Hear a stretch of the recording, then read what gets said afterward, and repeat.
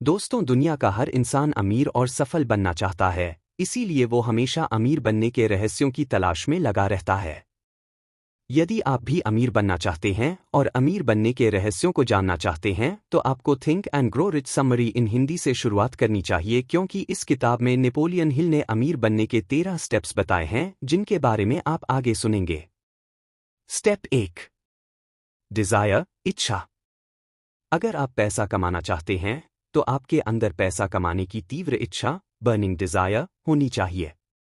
ऐसा नहीं है कि यह नियम केवल पैसा कमाने के लिए ही लागू होता है, बल्कि यह दुनिया के हर काम पर लागू होता है। ऑथर ने इस किताब में 6 स्टेप्स बताएं, जिनके जरिए आप पैसा कमाने की इच्छा को पूरा कर सकते हैं। दोस्तों, आपको बता दूं कि इस किताब के इन 6 स्टेप्स से मैं सबसे ज्यादा प्रभावित हुआ हूं। उम्मीद करता हूं कि ये आपको भी प्रभावित करेंगे। आप जितना पैसा कमाना चाहते हैं, उसे अपने मन में सोच लीजिए। यहां सिर्फ यह कहना काफी नहीं होगा कि मैं बहुत पैसा कमाना चाहता हूं। आपको एक निश्चित धनराशि ही सोचनी पड़ेगी। जैसे मैं 1 लाख रुपए हर महीने कमाना चाहता हूं। अब आपको यह निर्धारित करना होगा कि 1 लाख रुपए हर महीने कमाने के लिए आप क्या क्या काम कर सकते हैं। जैसे आप मेरी तरह ब्लॉगिंग कर सकते हैं, या फिर YouTube चैनल बनाकर भी पैसा कमा सकते हैं। कहने का मतलब है कि आप अपनी पसंद का ऐसा कोई भी काम कर सकते हैं, जिससे आप हर महीने 1 लाख रुपए कमा सकें। इसके बाद आपको एक निश्चित तारीख डिसाइड करनी होगी, जिस तारीख तक आप अपना इच्छित पैसा, जितना आपने सोचा था, कमा सकते हैं। जैसे मैं दिनांक 30 दिसंबर 2026 तक 1 लाख रुपए हर महीने कमाना शुरू कर दूंगा। इसके बाद आप इच्छित पैसा कमाने के लिए जिस काम को करना चाहते हैं, उसे करने के लिए एक निश्चित योजना बनाएं और फिर बिना किसी देरी के उस काम को शुरू कर दें। आप कितना पैसा कमाना चाहते हैं? आप इच्छित पैसा कमाने के लिए क्या काम करेंगे? आप किस तारीख तक इच्छित पैसा कमाएंगे? उस काम को करने की आपकी क्या योजना है? इन सारे सवालों के जवाब स्पष्ट रूप से किसी कागज पर लिखकर एक स्टेटमेंट तैयार कर लें। इसके बाद आप अपने इस लिखित स्टेटमेंट को दिन में 2 बार जोर से पढ़ें और इसे हमेशा याद रखें। स्टेप 2। फेथ, आस्था या विश्वास। अगर आप अमीर बनना चाहते हैं, तो सबसे पहले आपको खुद पर भरोसा करना होगा कि हाँ, मैं अमीर बन सकता हूं, क्योंकि आप जिस तरह के विचारों को अपने सबकॉन्शियस माइंड में डालते हैं, आपका सबकॉन्शियस माइंड उसी तरह से काम करना शुरू कर देता है। इसलिए आपको हमेशा पॉजिटिव ही सोचना चाहिए और नेगेटिव विचारों से बिल्कुल दूर रहना चाहिए। स्टेप 3। ऑटो सजेशन, आत्म सुझाव। कोई भी इंसान खुद पर विश्वास करना सीख सकता है। अगर आप अपने आप से किसी भी काम के बारे में रोजाना ये कहे कि मैं यह काम कर सकता हूं, तो एक समय ऐसा आएगा कि आप वाकई उस काम को करने में सक्षम हो जाओगे। खुद से इस तरह की बात करना ही ऑटो सजेशन कहलाता है। हमारा अवचेतन मन पूर्ण विश्वास की भावना से दिए गए किसी भी आदेश को ग्रहण कर लेता है और उन आदेशों पर एक्शन करना शुरू कर देता है। ऑटो सजेशन का सिद्धांत स्वेच्छा से सबकॉन्शियस माइंड, अवचेतन मन तक पहुंचता है। कोई भी विचार, चाहे वह सकारात्मक हो या नकारात्मक, आत्म सुझाव के सिद्धांत की सहायता के बिना अवचेतन मन में प्रवेश नहीं कर सकता। स्टेप 4। स्पेशलाइज्ड नॉलेज, विशेष ज्ञान। हर समस्या का समाधान ज्ञान है। अगर आप अपनी जिंदगी में सफल होना चाहते हैं, तो आपको अपने ज्ञान को लगातार बढ़ाते रहना पड़ेगा। सक्सेसफुल लोग अपने व्यवसाय से संबंधित ज्ञान प्राप्त करना कभी बंद नहीं करते हैं। ज्ञान बढ़ाने का मतलब यह नहीं है कि आप पूरी दुनिया की चीजों को याद करें। सबसे पहले आपको यह तय करना होगा कि आपको किस प्रकार के विशेष ज्ञान की आवश्यकता है। इस स्थिति में आपको केवल अपने गोले, लक्ष्य के अनुसार, यानी आप जो काम करना चाहते हैं, उससे जुड़ी सारी जानकारी प्राप्त करनी होगी। अब आप सोच रहे होंगे कि ये सब जानकारी कहां से मिलेंगी। इसके लिए आप जिस काम के बारे में जानना चाहते हैं, उस विषय से संबंधित अच्छी किताबें पढ़ सकते हैं या उस फील्ड से जुड़े सक्सेसफुल लोगों का सेमिनार अटेंड कर सकते हैं। कुछ लोग इस हीन भावना से ग्रस्त रहते हैं कि उनकी स्कूली शिक्षा सीमित रही है। मैं ऐसे लोगों को याद दिलाना चाहता हूं कि थॉमस एडिसन अपने पूरे जीवन के दौरान केवल 3 महीने स्कूल गए थे। लेकिन ऐसा बिल्कुल नहीं है कि उनके पास शिक्षा की कोई कमी थी। ज्ञान प्राप्त करने का मतलब यह नहीं है कि आप स्कूल या कॉलेज में जाकर ही ज्ञान प्राप्त करें। स्टेप 5। इमेजिनेशन, कल्पना करना। इंसान जिस चीज की कल्पना कर सकता है, उसको बना भी सकता है। कल्पना एक कार्यशाला है जहां इंसान द्वारा बनाई गई सभी योजनाओं को आकार दिया जाता है। कल्पनाएं दो प्रकार की होती हैं। 1. सिंथेटिक कल्पना। 2. क्रिएटिव कल्पना। सिंथेटिक इमेजिनेशन इस तरह की कल्पना में आप पुरानी अवधारणाओं, विचारों या योजनाओं को नए संयोजन में व्यवस्थित कर सकते हैं। क्रिएटिव इमेजिनेशंस इस तरह की कल्पना में आप कुछ ऐसा सोचते हैं जिसके बारे में आपके अलावा किसी और ने न सोचा हो, यानी कि आप कुछ ऐसा बनाने की सोच रहे हैं जो अभी तक किसी ने नहीं बनाया हो। इस स्थिति में आप बिल्कुल जीरो से शुरुआत करते हैं क्योंकि आपका आइडिया बिल्कुल नया है। अगर आप कुछ बड़ा करना चाहते हैं तो आपको हमेशा क्रिएटिव इमेजिनेशन पर फोकस करना चाहिए। आपको नए नए आइडियाज के बारे में सोचते रहना चाहिए। स्टेप 6। Organised planning.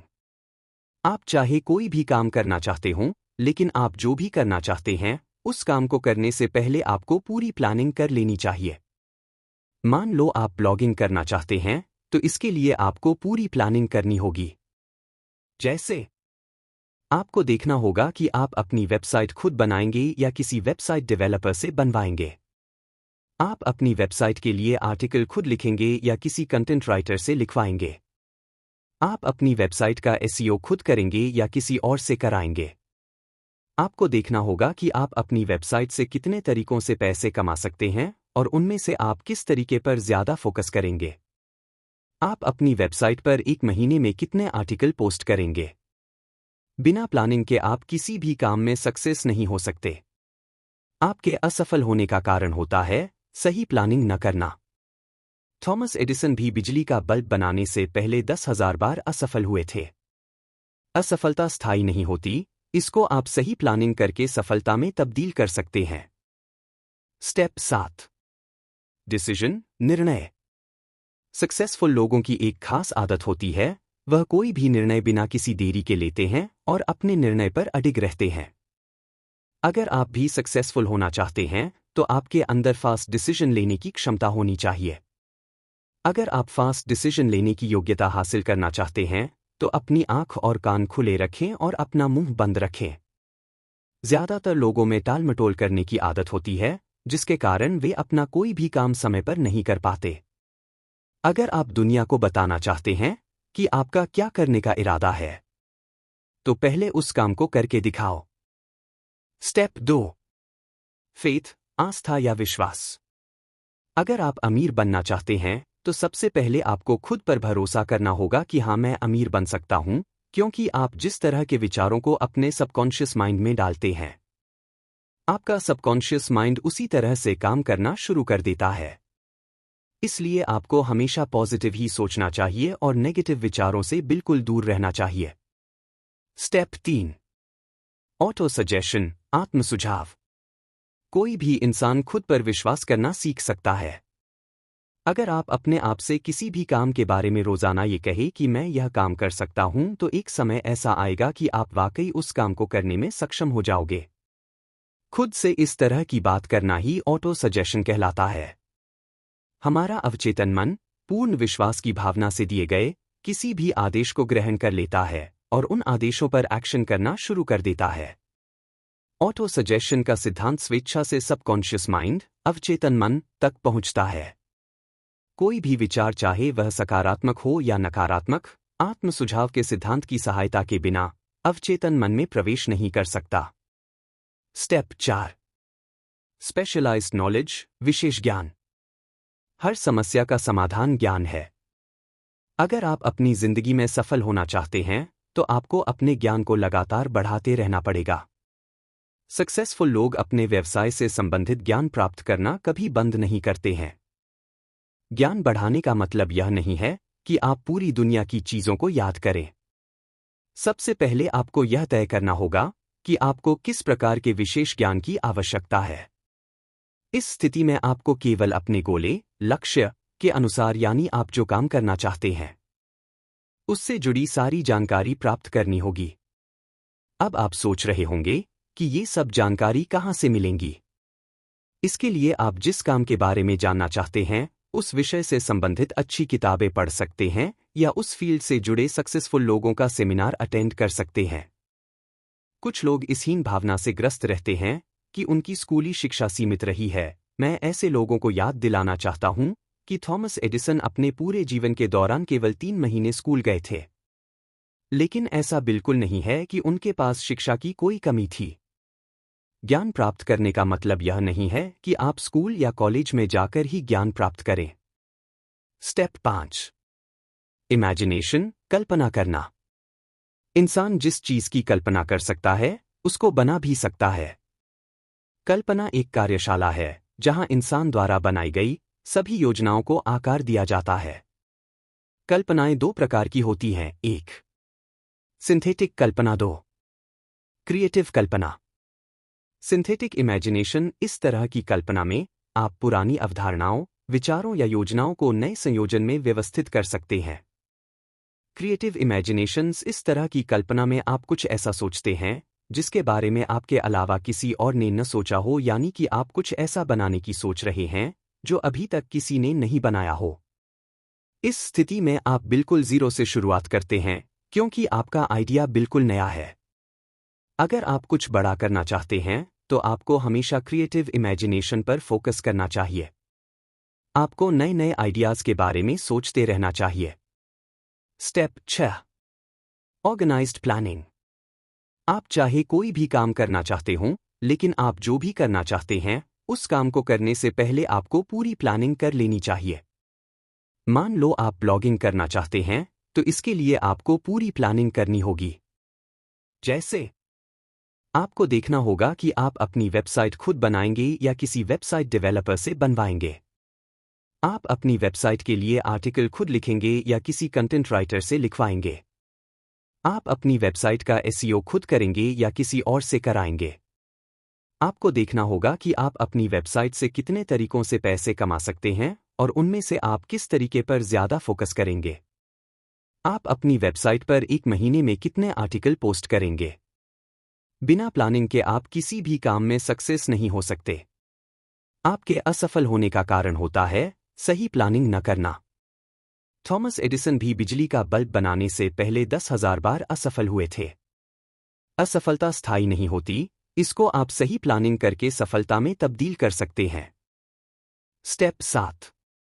डिसीजन, निर्णय। सक्सेसफुल लोगों की एक खास आदत होती है, वह कोई भी निर्णय बिना किसी देरी के लेते हैं और अपने निर्णय पर अडिग रहते हैं। अगर आप भी सक्सेसफुल होना चाहते हैं तो आपके अंदर फास्ट डिसीजन लेने की क्षमता होनी चाहिए। अगर आप फास्ट डिसीजन लेने की योग्यता हासिल करना चाहते हैं तो अपनी आंख और कान खुले रखें और अपना मुंह बंद रखें। ज्यादातर लोगों में टालमटोल करने की आदत होती है जिसके कारण वे अपना कोई भी काम समय पर नहीं कर पाते। अगर आप दुनिया को बताना चाहते हैं कि आपका क्या करने का इरादा है तो पहले उस काम को करके दिखाओ। स्टेप 8। परसिस्टेंस, दृढ़ता या हठ। दृढ़ता की कमी विफलता के मुख्य कारणों में से एक है जो ज्यादातर लोगों की कॉमन प्रॉब्लम होती है, लेकिन इसे दूर किया जा सकता है। दृढ़ता की कमी पर विजय पाना पूरी तरह से व्यक्ति की इच्छा की तीव्रता पर निर्भर करता है। यदि आपके अंदर अपने लक्ष्य को पाने की जिद नहीं है तो आप अपने लक्ष्य को कभी भी हासिल नहीं कर सकते। दृढ़ता का मुख्य आधार इच्छा की शक्ति है और सभी उपलब्धियों का प्रारंभिक बिंदु भी इच्छा होती है। इच्छा शक्ति और इच्छा जब आपस में मिल जाते हैं तो इतनी मजबूत जोड़ी बनाते हैं जिसे आसानी से नहीं तोड़ा जा सकता। ज्यादातर लोग अपने लक्ष्य, गोल को जरा सी विपत्ति, असफलता आने पर छोड़ देते हैं। बहुत ही कम लोग ऐसे होते हैं जो अपने लक्ष्य को पाने के लिए निरंतर प्रयासरत रहते हैं, चाहे उन्हें कितनी भी विपत्तियों का सामना क्यों ना करना पड़े। जो लोग हार के बाद भी खुद को खड़ा कर लेते हैं और लगातार कोशिश करते रहते हैं, ऐसे लोग ही सफलता प्राप्त कर पाते हैं। ज्यादातर लोग रिश्तेदारों, दोस्तों और पड़ोसियों को खुद पर इतना हावी कर लेते हैं कि वे अपनी मर्जी से जीना ही भूल जाते हैं और उन्हीं के हिसाब से जिंदगी जीने लगते हैं। ऐसे लोगों को हमेशा एक ही डर सताता है कि लोग क्या कहेंगे। आलोचना के डर से ज्यादातर लोग किसी नए काम की शुरुआत करने से डरते हैं। ऐसे मामलों में आलोचना का डर सफलता की इच्छा से मजबूत होता है, जो आपके लिए सही नहीं है। आपसे ज्यादा आपको कोई नहीं जानता आपको क्या करना चाहिए या आप क्या कर सकते हैं। इसका जवाब आपसे बेहतर कोई नहीं दे सकता। यह दुनिया रायचंदों से भरी पड़ी है जो आपको हर कदम पर राय देंगे, लेकिन अगर आप कामयाब होना चाहते हैं तो आपको अपनी जिंदगी के फैसले खुद ही लेने होंगे। आज मैं आपको 4 ऐसे स्टेप्स बताऊंगा जो आपके अंदर किसी भी काम को करने की लगन पैदा कर देंगे। इसके लिए किसी विशेष एजुकेशन की आवश्यकता नहीं है, बल्कि थोड़े से समय और प्रयास से आप ऐसा कर सकते हैं। आपके पास एक ऐसा गोल होना चाहिए जिसे प्राप्त करने की आपके अंदर गहरी इच्छा हो। आपके पास एक ऐसा एक्शन प्लान होना चाहिए जिस पर आप निरंतर काम कर सकते हैं। आपको अपने माइंड में नकारात्मक सुझावों को प्रवेश नहीं होने देना है। ऐसे नकारात्मक सुझाव अक्सर रिश्तेदारों, दोस्तों और परिचितों द्वारा दिए जाते हैं। आपको एक या एक से अधिक ऐसे व्यक्तियों, मास्टरमाइंड ग्रुप, के साथ दोस्ताना व्यवहार रखना होगा जो आपकी योजना और उद्देश्य का पालन करने के लिए आपको प्रोत्साहित करें। स्टेप 9। Power of mastermind.